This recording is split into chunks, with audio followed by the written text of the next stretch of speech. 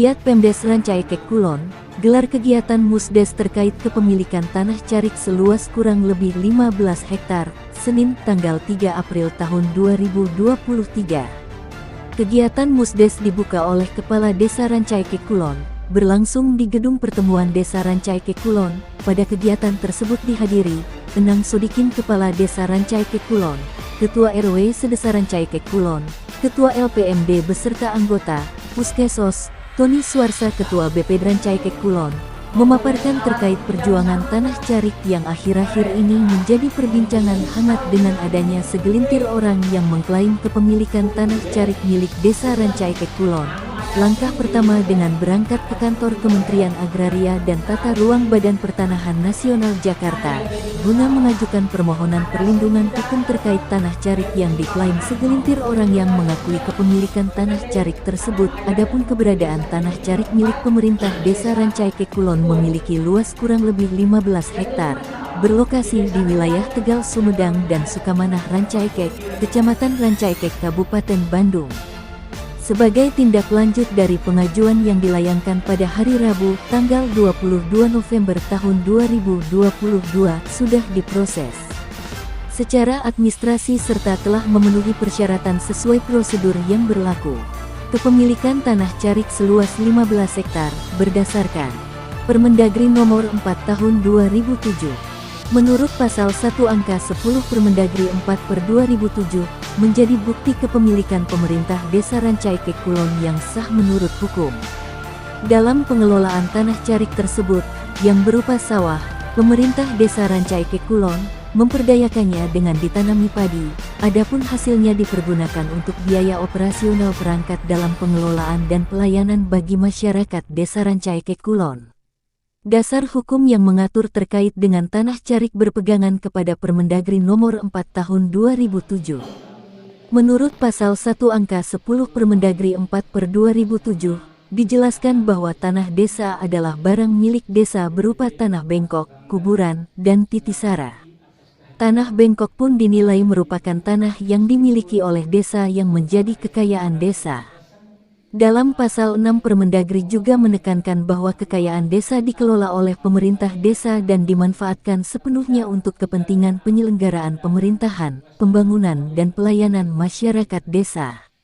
Bentuk pemanfaatan kekayaan desa dapat dilakukan dengan cara sewa, pinjam pakai, kerja sama pemanfaatan, bangun serahguna. Adapun pemerintah Desa Rancaikek Kulon dalam upaya melindungi aset desa tersebut tidak hanya melalui Kementerian Agraria dan Tata Ruang Badan Pertanahan saja, melainkan juga mendatangi KPK, Komisi Pemberantasan Korupsi sebagai lanjutan perjuangan, yang diantaranya bermaksud konsultasi mengenai hukum terkait tanah Carik milik pemerintah Rancaikek Kulon, Kecamatan Rancaikek, Kabupaten Bandung.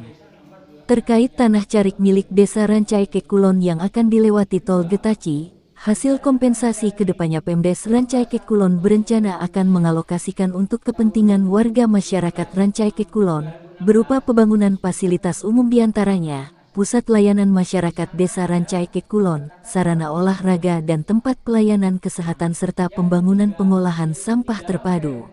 Dalam kegiatan tersebut RW Rancaikek Kulon mengapresiasi kinerja Enang Sodikin beserta jajarannya dalam upaya mempertahankan tanah Carik milik Pemdes Rancaikek Kulon, serta terkait rencana pengembangan pembangunan fasilitas umum yang akan dilaksanakan usai menerima kompensasi dari mega proyek Tol Getaci.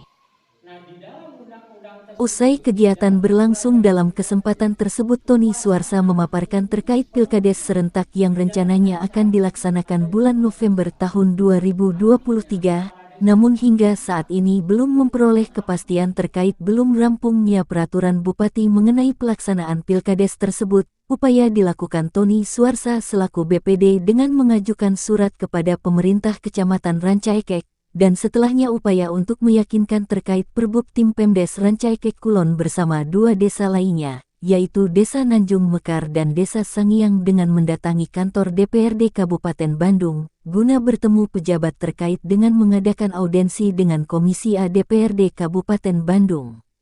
Selain untuk mendapatkan kepastian terkait perbub Pilkades serentak, Upaya tersebut guna menepis tudingan miring terhadap kinerja BPD Rancaikek Kulon. Berikut pernyataan Tony Suarsa. Rancaikek Kulon yang berkaitan dengan pemahaman dan makna tentang Pilkades. Jadi agar kami yang diharapkan dari mereka itu ada masukan-masukan supaya Pilkades ini bisa dilaksanakan secara aman dan nyaman, mempunyai tidak mengakibatkan akses tanpa akses.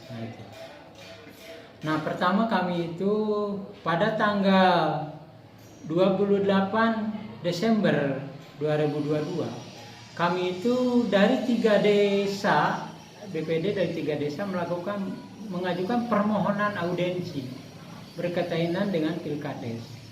Yang terutama pada waktu itu kami khususnya Desa Rancaikek Kulon mengajukan hal-hal yang perlu diatur dalam Perbu, karena menurut pengamatan dan analisa kami ada hal-hal yang kekurangan dalam Perbu. Contoh, batas maksimal minimal untuk seseorang calon bisa menggugat itu harus ada ketentuannya. Yeah.